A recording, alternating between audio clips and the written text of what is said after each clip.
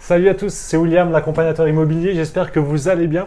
Ce soir, on a une vraie chance, on accueille Eric ici à Ajaccio qui était en même temps que moi en vacances et il nous a accordé cette interview. Je suis vraiment très content, Eric va te présenter juste après. Donc merci à vous d'être là. Avant de commencer, je vous propose de vous abonner à ma chaîne YouTube et de me suivre sur Facebook parce qu'il y a plein de nouvelles choses, il y a beaucoup de projets en ce moment et je pense que c'est une bonne chose de me suivre, il va y avoir plein de bonnes surprises. Eric, bonsoir. Bonsoir William. Merci d'être venu jusque là, c'est vraiment super sympa. C'est une belle coïncidence, en fait on se retrouve autour de Ajaccio là encore, en plus on a un temps vraiment sympa, là on est près des Sanguinaires, le soleil vient de se coucher, il y a encore un beau ciel. Il était presque trop tard pour faire la vidéo, mais on a vraiment voulu vous faire ça parce qu'Eric il a beaucoup de choses à nous partager, une grande expérience de l'immobilier dans plein de domaines et je voulais vraiment qu'il nous partage ça à cet endroit-là, c'est vraiment magique. Donc Eric, tu peux nous dire un petit peu qui tu es si les gens ne te connaissaient pas et puis éventuellement ce que tu fais, depuis quand tu as commencé à investir dans l'immobilier et puis ta spécialité. Allez. Voilà, donc je m'appelle Eric, en fait je suis originaire d'Alsace. Et j'habite autour de Strasbourg et c'est l'endroit où j'investis en immobilier depuis plus de 15 ans maintenant, puisque j'ai commencé en 2003. Donc j'approche la vingtaine de biens aujourd'hui et j'habite donc en Alsace avec ma famille, mes enfants, ma femme. Et j'en profite aussi grâce à l'immobilier de pouvoir voyager comme aujourd'hui. Voilà, donc ça c'est un petit peu une chose que j'aime bien faire, voyager. Donc en fait aujourd'hui tu vis complètement de l'immobilier, d'accord? Oui, tout à fait. D'accord, tu n'as pas d'autres activités à côté, tu vis de l'immobilier. Ça fait 3 ans que j'ai quitté mon dernier emploi et c'est les revenus de l'immobilier qui m'ont permis de faire ça. Okay. Donc clairement on a vraiment besoin de t'écouter, de voir ton expérience et que tu racontes tout ça parce qu'il y a plein de gens qui veulent aboutir à ça, hein. C'est vraiment le but ultime de la majorité des gens qui nous suivent et du coup raconte-nous, depuis 2003. Bah écoute, c'est simple, au départ quand j'ai commencé, j'avais pas du tout comme objectif de quitter mon emploi, j'avais juste commencé l'immobilier en prévision de la retraite. Je me suis dit je vais acheter un appartement, on va faire un crédit et puis au bout de 15 ans ou 20 ans ça va être payé, puis on en profitera plus tard. C'était un peu l'investissement à la papa comme on faisait avant. Ce qui est efficace parce que le premier doit être à peu près fini. Il est payé, oui, celui-là il est déjà fini. Ouais, donc aujourd'hui oui, celui-là il est payé, mais entre-temps, au fil des années, j'ai remarqué qu'on pouvait aller beaucoup plus vite que ça. C'était pas nécessaire d'attendre 15 ans. Et du coup, au fil des investissements, j'ai affiné les choses, on a amélioré les choses. Aujourd'hui, quand j'achète un appartement, c'est pas pour attendre 15 ou 20 ans pour générer des revenus, c'est pour en générer tout de suite, dès la mise en location. D'accord. Et tu as vraiment une particularité dans ton mode d'investissement qui m'émeut, enfin pas qui m'émeut, mais que je respecte beaucoup, c'est comment on arrive à gagner autant, entre guillemets, avec un appartement, simplement un studio ou un F2 meublé. Après, on a plein de techniques de courte durée, de colocation pour optimiser, mais toi, tu arrives à gagner de l'argent juste en louant en meublé. Explique-nous ça. Alors, donc, juste pour donner un aperçu aussi du type d'investissement que je fais, donc j'investis majoritairement dans les appartements pour étudiants. C'est la grande partie des investissements que je fais, donc je vais expliquer ensuite comment je procède. Et j'ai aussi quelques colocations et quelques locations courte durée. Donc tout sur Strasbourg ou dans la région? De Strasbourg et les environs. D'accord, ok. Donc on ne va pas parler tout de suite de location courte durée ni de colocation, même si colocation ça ressemble à ce que je fais avec les meublés étudiants. Et en fait, pour parler des meublés étudiants en particulier, j'ai une technique qui permet de louer 70% plus cher que les loyers moyens d'un appartement étudiant. 70% plus cher, c'est juste énorme. Ouais, c'est sympa. Ouais. Et t'es prêt à nous dévoiler ça? Bah écoute, c'est assez simple en fait. La formule, bon, pour résumer, la formule, c'est quoi? C'est de louer un appartement tout inclus, donc avec non seulement les prestations classiques d'un meublé, mais en plus de ça, on va rajouter des choses pour que vraiment l'étudiant n'ait vraiment rien à fournir quand il arrive sur place. Et pourquoi on fait ça?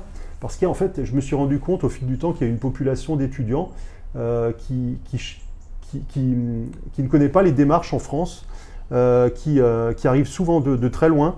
Et lui, tout ce qu'il veut, c'est un appartement quasiment type location courte durée. Il veut ce Dans type les prestations. Dans les prestations, quasiment. Mmh. On va dire, c'est pas exactement pareil, mais quasiment.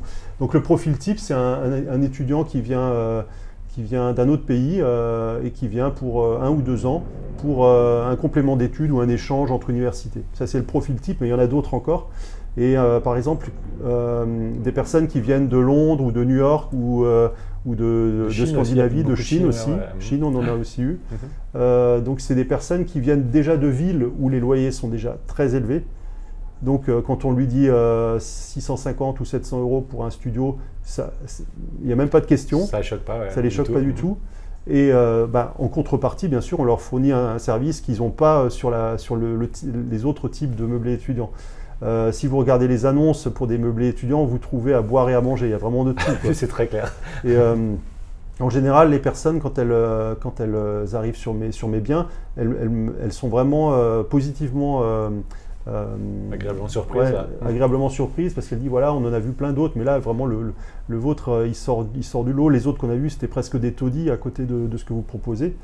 Et cela dit, en fait, ce que je propose, c'est pas nécessairement un truc de luxe, hein, c'est pas du tout ça, ça n'a rien à voir. C'est un bien qui est propre, qui est fonctionnel et qui a les équipements nécessaires pour que la personne elle puisse commencer ses études. C'est ça. Moi je dis souvent, il n'y a pas besoin de mettre du marbre dans la colocation ou dans la location.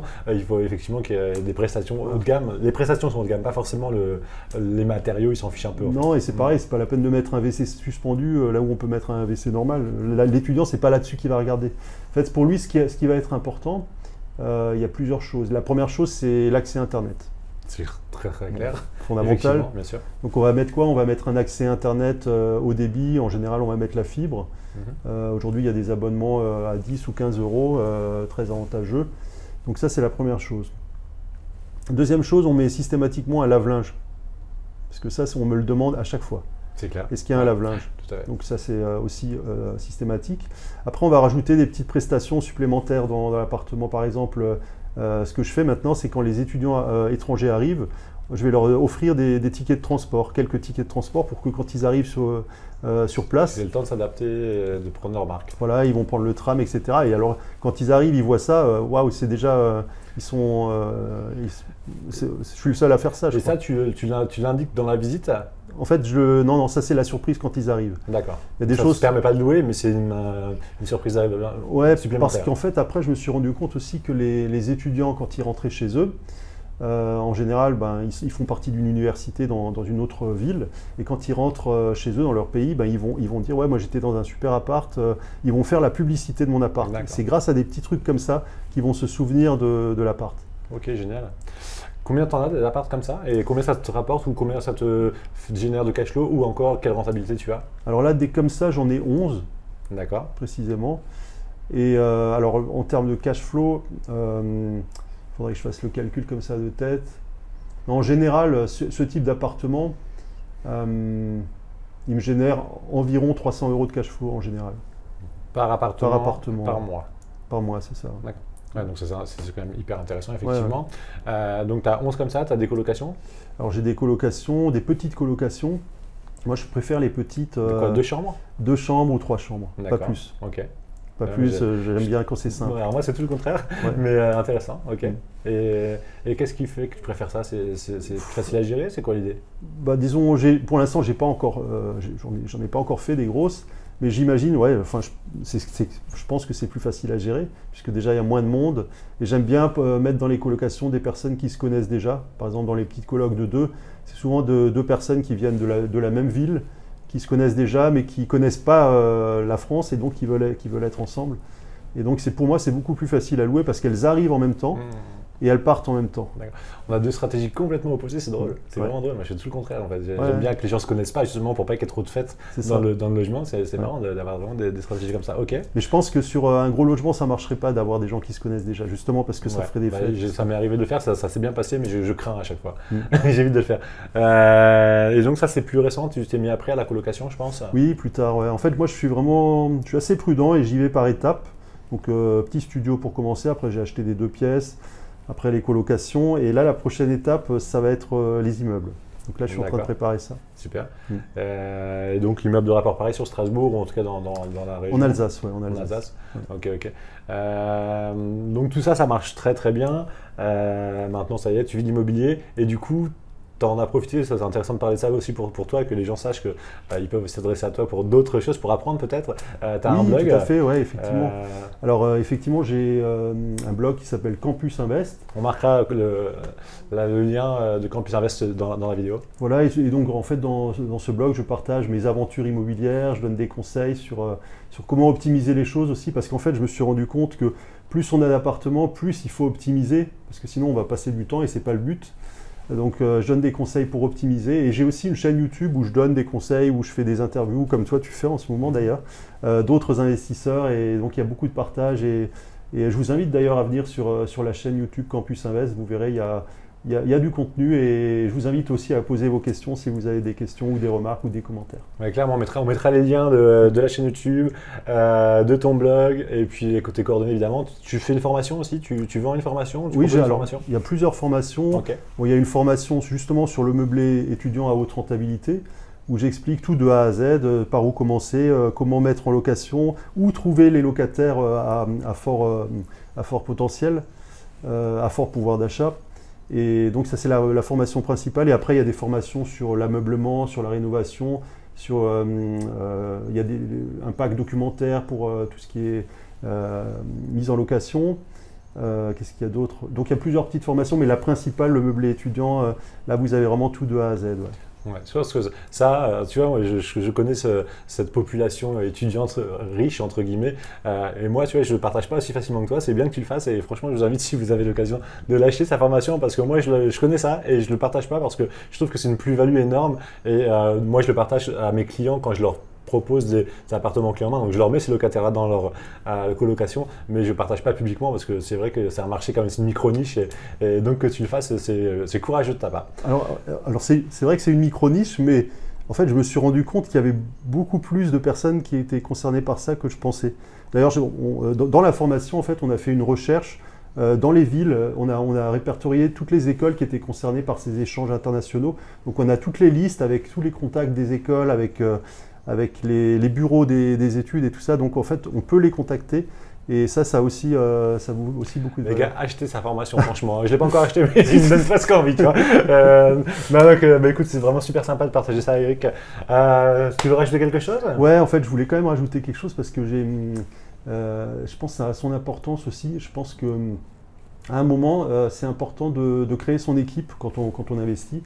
Que ce soit si vous faites des travaux, avoir des entrepreneurs qui font ça bien. Bon, toi tu connais bien William.